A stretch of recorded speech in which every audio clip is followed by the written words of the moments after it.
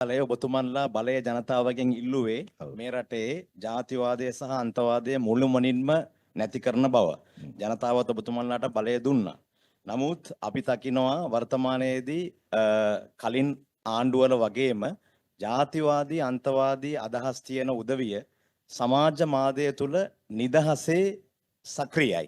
විශේෂයෙන් ඥානසාර ස්වාමීන් වහන්සේ කරපු මාධ්‍ය ප්‍රකාශයේ මුස්ලිම් ජනතාව සහ නැගෙනහිර මුස්ලිම් ජනතාව ඉලක්ක කරගෙන චෝදනා ගණනාවක් එල්ල කරනවා. විශේෂයෙන් ඉරාවුර් ප්‍රදේශයේ අන්තවාදී කල්ලි කණ්ඩායමක් ඉන්න බවත් එහි වෙනම ශරියා නීතිය ක්‍රියාත්මක වන බවත් එතුමා සාක්ෂි සහිතවයි එදා මාධ්‍ය ප්‍රකාශයේ කතා කරේ.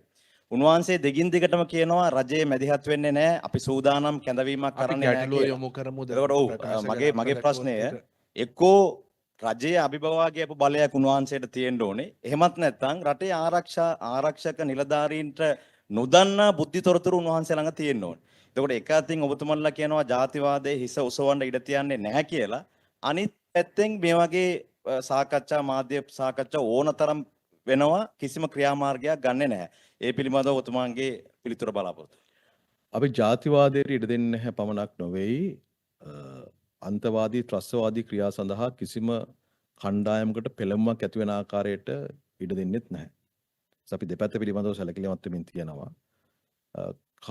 කවුරු කරුණු ඉදිරිපත් කළත් නොකළත් සමහර කෙනෙක් මාධ්‍ය වලට ඇවිල්ලා කියලා නිකන් ඉන්න පුළුවන්. නමුත් රජයට ලැබෙන සියලු තොරතුරු සම්බන්ධ විමර්ශනය කරමින් තිබෙනවා. ඒ අනුව තමයි ආරුගම්බේ ප්‍රදේශයේදී යම් කණ්ඩායමක් පිළිබඳව හඳුනාගෙන පරීක්ෂා කරන්න පුළුවන්කම ලැබුණේ.